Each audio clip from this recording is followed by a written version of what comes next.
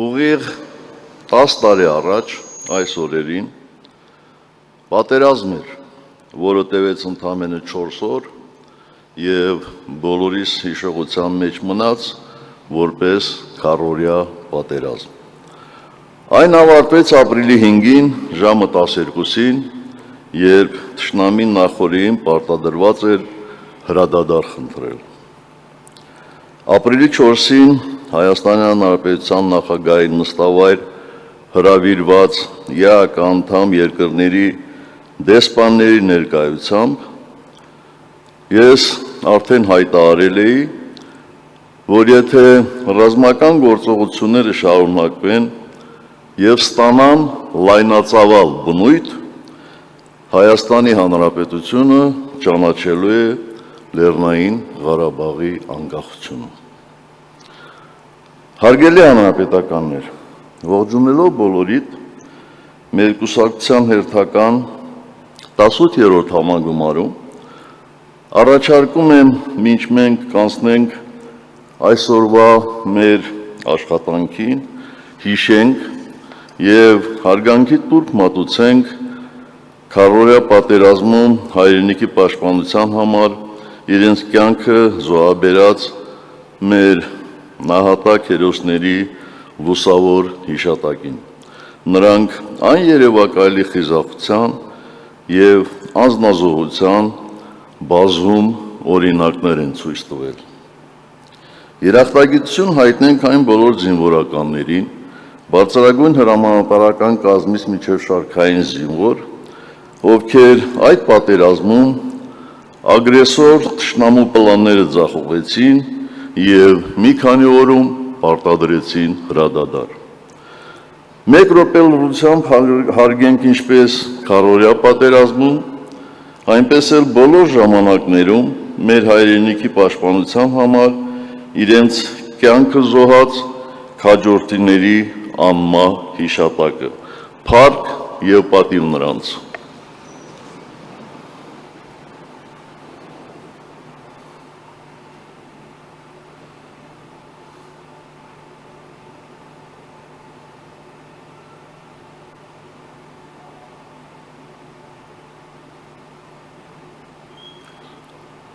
Շնորհակալ եմ։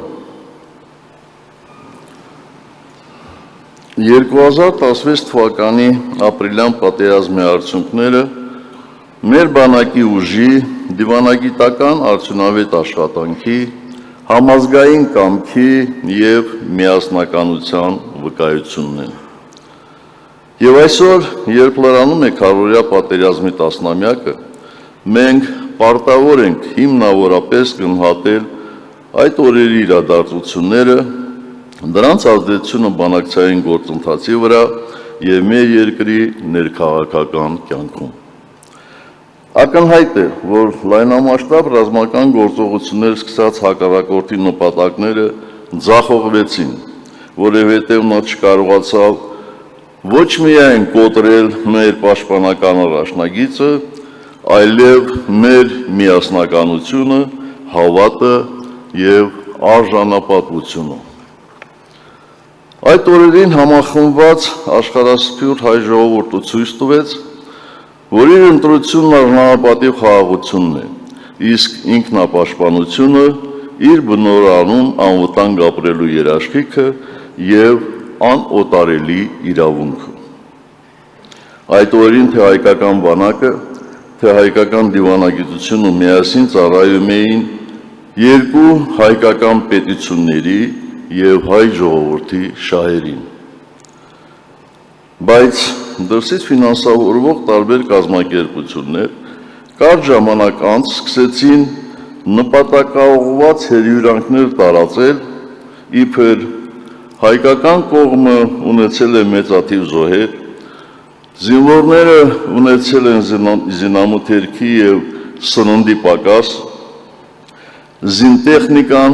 ապահովված չի եղել դիզվառելիքով եւ տարատեսակ վարկաբեկիչ, անհիմն բամբասանքներ ու մեղադրանքներ հայկական բանակի վերաբերյալ։ 2018 թվականի իշխանազավթումից հետո բանակի միտումնավոր վարկաբեկման ու թուլացման ծրագրի շրջանակներում Հայաստանի կառավարիչները շարունակեցին տարաբնույթ և զազրելի շահարկումներ,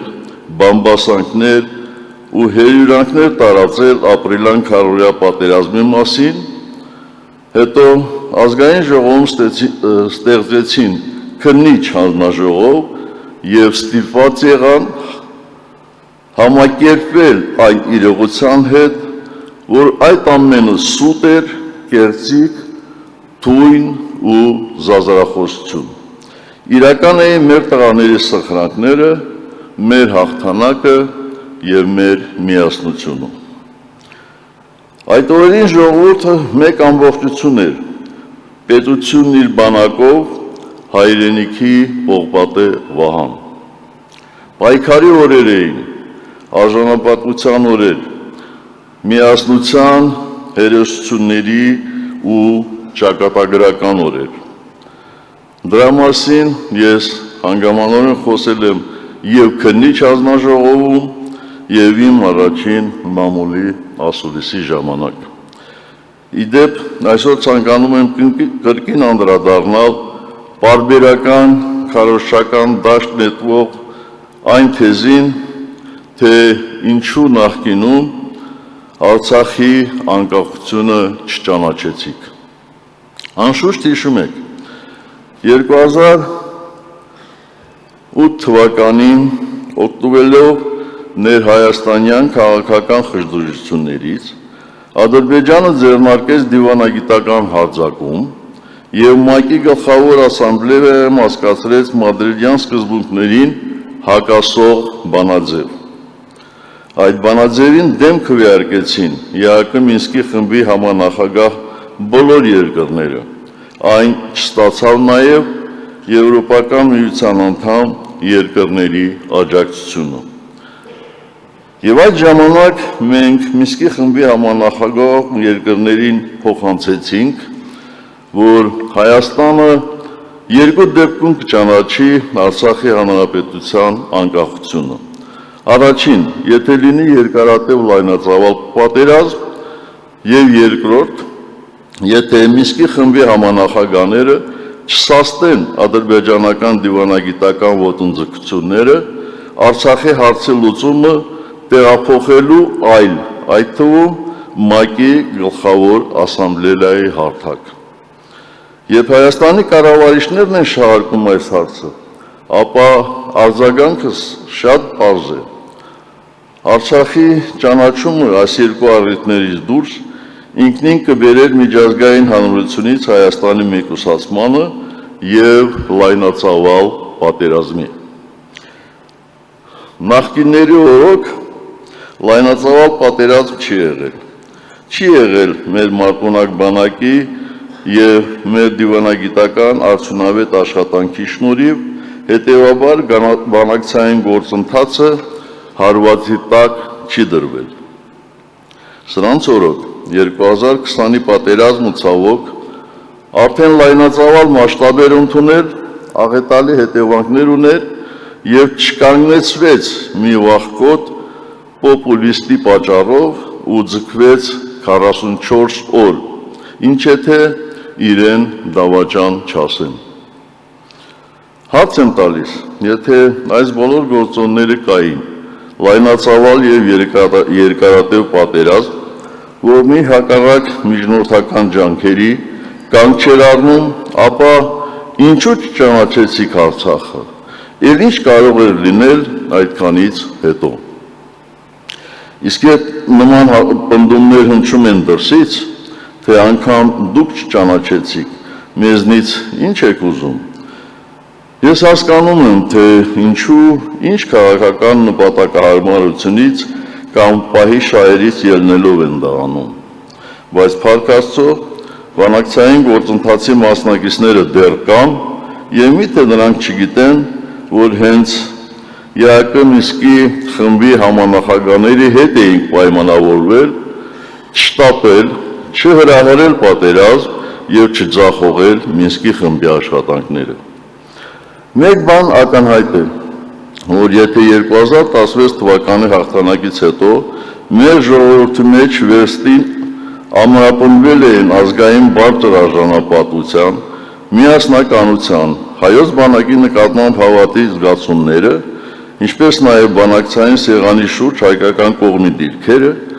ապա ցավոք 2020 թվականի 44-օրյա պատերազմից հետո ապազգային կապիտուլյատ կառավարիչների գործունեության հետևանքում Հայաստանում ձևավորվեց ներքաղաքական ծանր ճգնաժամ, հուսահատություն, անվստահություն սեփական ուժերի նկատմամբ եւ հասարակության բևեռացում, իսկ բանակցային սեղանի շուրջ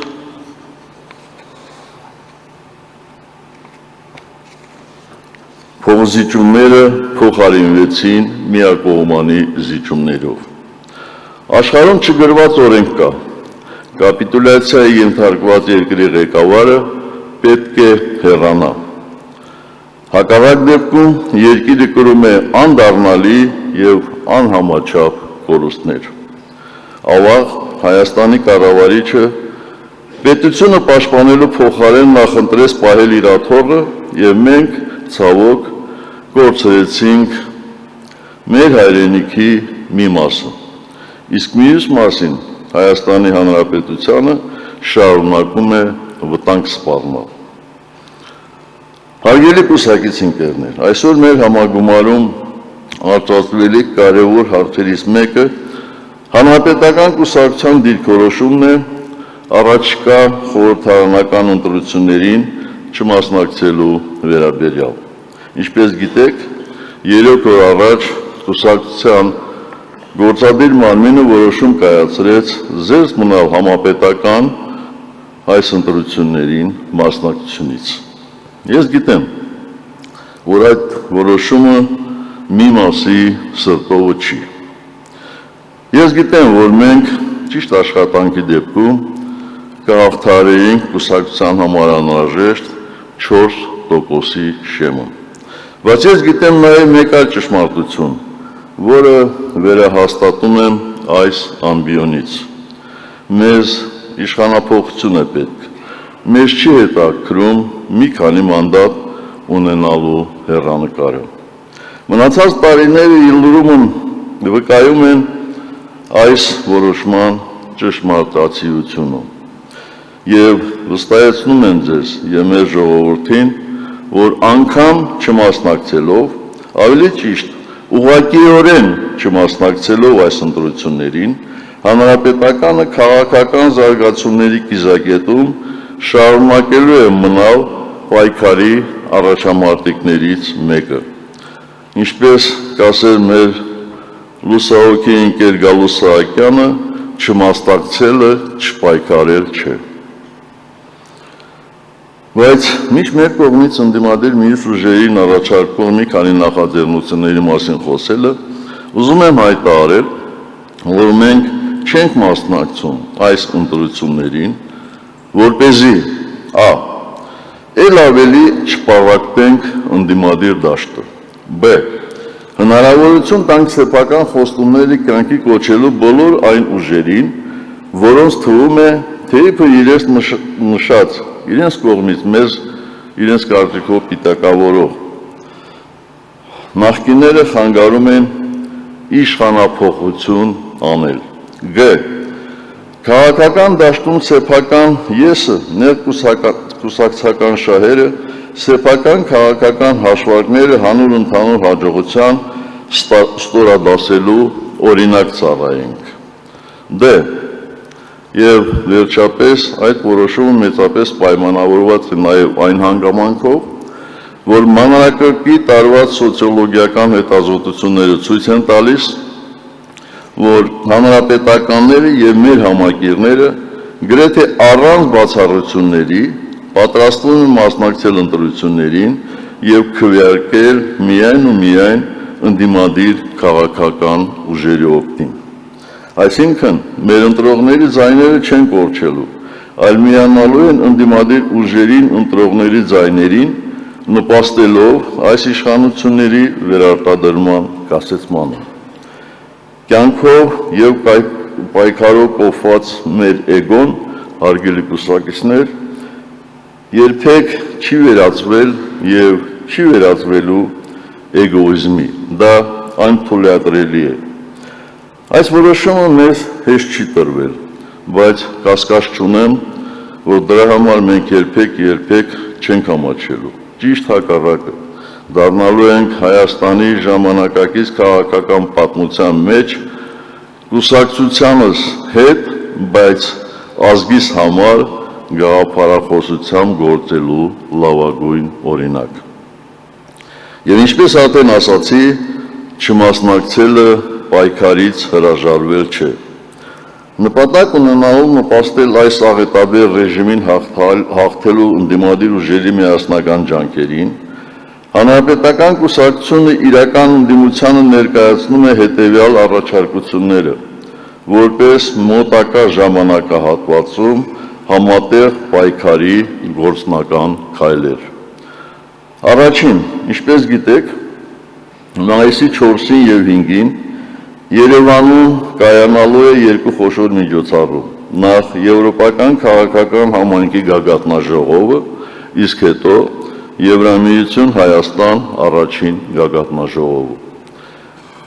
Վերջին տարիները ցույց են տվել, որ եվրոպական բարձրաստիճան ղեկավարները չեն ուզում տեսնել այն իրականությունը, որ գոյություն ունի Հայաստանում, գերադասելով իրենց սփոփել մեր երկրում ժողովրդավարության մասին քաղցրահունչ, բայց իրականությունից կիլոմետրերով հեռու հեքիաթներով։ Բռնազավթված Արցախ, էթնիկ զտման ենթարկված արցախայության խնդիրներ, Արցախում հոշոտվող հոգևոր մշակութային ժառանգություն, Բաքվի բանտերում տառապող գերեվարված, պատանդարված հայեր, քաղաքական բանտարկյալներ Երևանում, անօրինական հարձակումներ եւ ճնշումներ հայ առաքելական եկեղեցու վրա, խոսքի ազատության աննախադեպ սահմանափակումներ,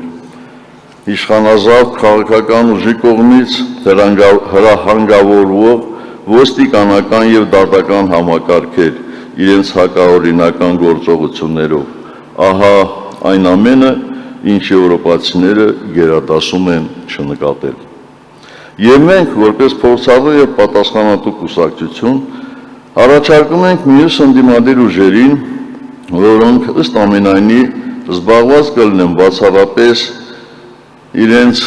քարոզարշավներով, մեզ վերապահել այդ միջոցառումների օրերին համատեղ, կրկնում եմ, համատեղ ձեռնարկումներ մշակելու եւ իրականացնելու գործում։ Մի քանի տասնյակ բարձրաստիճան պատվիրակությունների, օրենքի եւ եվրոպական քաղաքական մշակույթի շրջանակներում պետք է ներկայացնել ամբողջ իրականությունը Հայաստանի ժողովրդավարության մասին։ Այն, ինչ այս ռեժիմը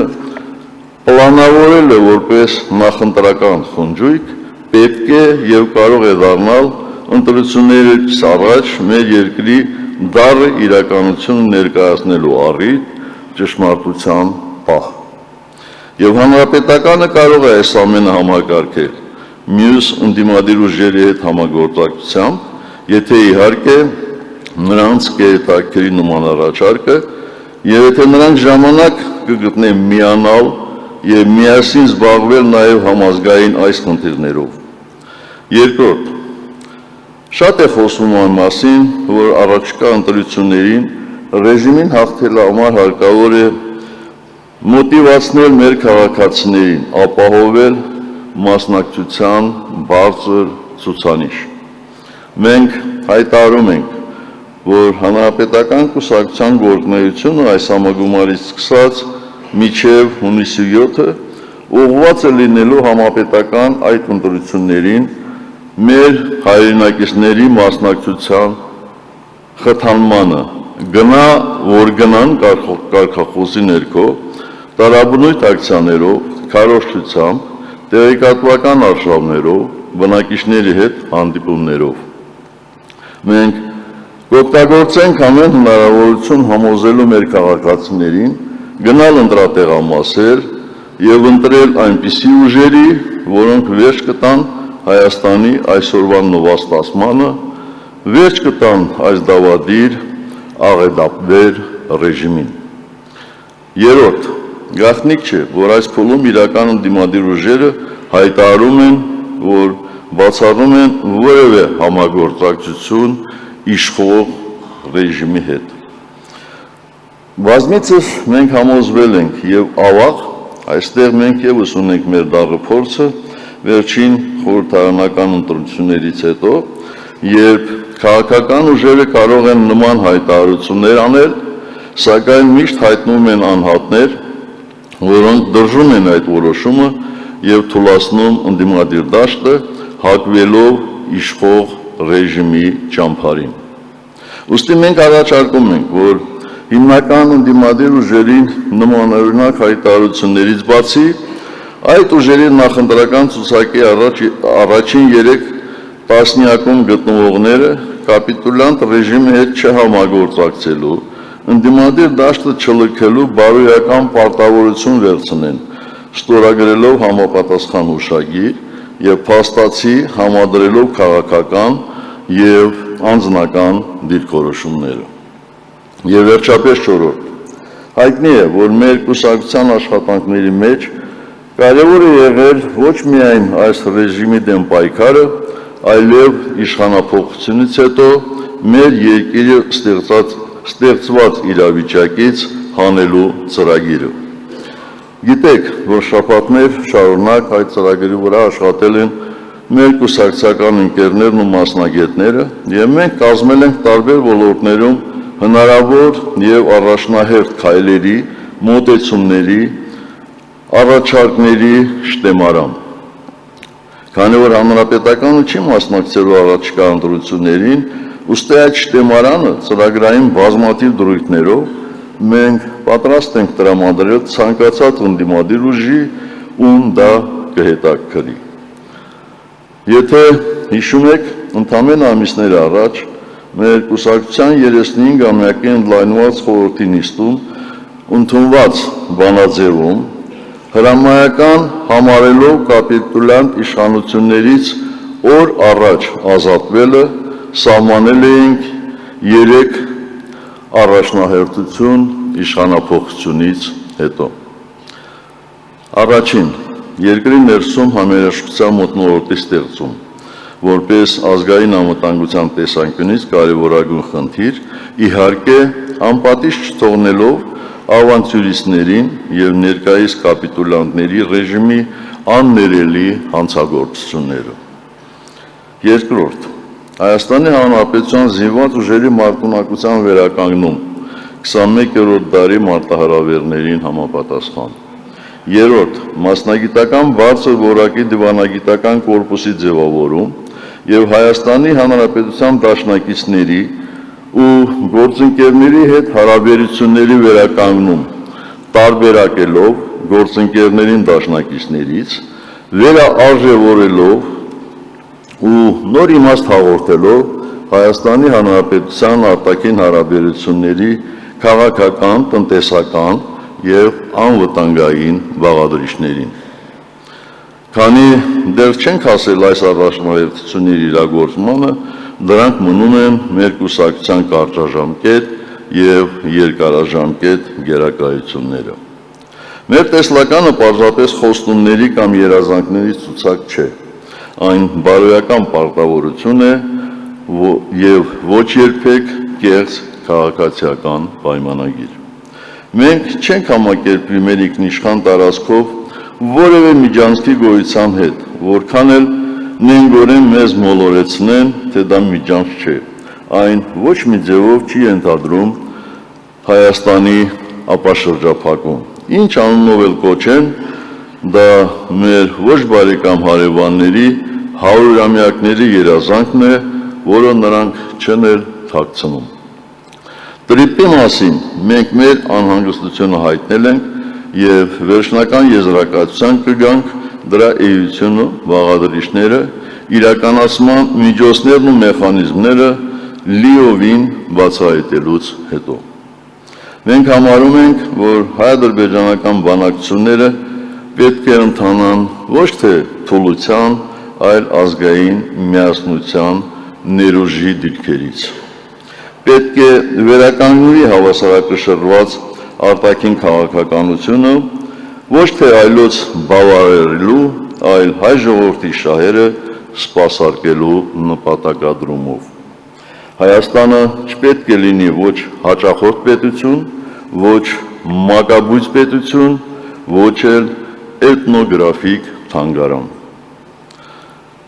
Հարգելի հանրապետականներ, մեր կուսակցության ծրագրի հիմնադրույթներում շատ հստակ շարադրված են հանրապետականի առաքելությունն ու նպատակը, ինչպես նաև պետության գործունեության հիմնական սկզբունքների և ուղղությունների վերաբերյալ մեր մոտեցումները։ Բայց ոչ մի տեղ նշված չէ, որ այդ ամենը իմաստ ունի միայն այն ժամանակ, երբ մենք իշխանություն ենք։ Այդ հիմնադրույթները մեր քաղաքական ուժի արժեհամակարգային հենքն են, մեր գործողությունների առանցքը, բոլոր իրավիճակներում լինենք իշխանություն, թե ընդդիմություն։ Եվ մենք դա ապացուցել ենք, հանրապետականը քաղաքական ուժ է, ոչ թե պաշտոնի, այլ գաղափարի ուժով։ Քաղաքական ուժի դերակատարումը չի սկսվում և ավարտվում ընտրություններով կամ իշխանությամբ։ Այն կարող է արդյունավետ գործել նաև իշխանությունից դուրս։ Այդ պատճառով որևէ ընտրություն չի կարող սահմանել մեր հետագա գործունեությունը քաղաքական դաշտում։ Մենք շարունակելու ենք մեր ճանապարհը այս նույն համոզմամբ, անկախ հանգամանքներից, ամուր հենված մեր արժեքների վրա, պատասխանատվության գիտակցումով ծառայելով ազգին և պետությանը, ինչպես դա անում ենք 35 տարի։ Հարգելի գործընկերներ, 2026 թվականի հունիսի 7-ի խորհրդարանական ընտրությունները պարզապես հերթական համապետական ընտրություններ չեն։ Դրանք ըստ էության հանրաքվե են հայկական պետականության գոյության վերաբերյալ։ Այդ ընտրությունները կայանալու են, ինչպիսին էլ լինի մեր վերաբերմունքը։ Բայց ասացեք խնդրեմ, կա ոչ իշխանամերձ քաղաքական մի ուժ, որը կասի, թե Հայաստանում կառավարումը ձախողված չէ և առկա չէ ազգային ճգնաժամ, դրան բնորոշ բոլոր դրսևորումներով։ Ազգային ժողովում մեր խմբակցությունն այս թեմայով ամիսներ առաջ անցկացրած լսումների ժամանակ հայտարարության նախագիծ հրապարակեց, որտեղ միանգամայն փաստարկված և հիմնավոր ներկայացված են երկրում ճգնաժամի առկայությունն ու կառավարման ձախողումը։ Մեր սահմանադրությունը նման դեպքերում ճգնաժամը հանգուցալուծելու գործիք է առաջարկում, և դա գործող վարչապետին անվստահություն հայտնելն է։ Ես ասել եմ և պնդում եմ, որ ընտրությունները ոչ մի դեպքում չի կարելի հակադրել իմպիչմենտին։ Եվ եթե բոլոր առողջ քաղաքական ուժերը մեզ հետ համակարծիք են, որ գործող կառավարիչների մեկ օր անգամ իշխանության ղեկի մնալը կործանարար է ու անհրաժեշտ է օր առաջ իշխանափոխություն իրականացնել, այդ դեպքում տարօրինակ է մեզ մեղադրելը ընտրությունների օրակարգի փոխարեն իմպիչմենտի նախաձեռնությամբ հանդես գալու համար։ Եվ այդ ինչ երաշխիք ունեն, որ այս կործանարար ընթացքը չկանխելու դեպքում մեր պետությունը չի կանգնի անդառնալի հետևանքների առաջ։ Նման պայմաններում յուրաքանչյուր օրը կարող է վճռորոշ լինել, իսկ անգործությունը ճակատագրական։ Սա ոչ թե ինքնանպատակ քայլ է, այլ միջոց կանխելու ավելի մեծ կորուստները և ստեղծելու նոր քաղաքական իրավիճակ, որտեղ հնարավոր կլինի իրական մրցակցային ընտրություններով ձևավորել վստահելի իշխանություն։ Հակառակ դեպքում մենք եթե շարունակենք հապաղել և առաջնորդվել միայն ընտրական գործընթացներով, ապա կարող ենք պարզապես անդառնալի կորուստների ցանկը բազմապատկել։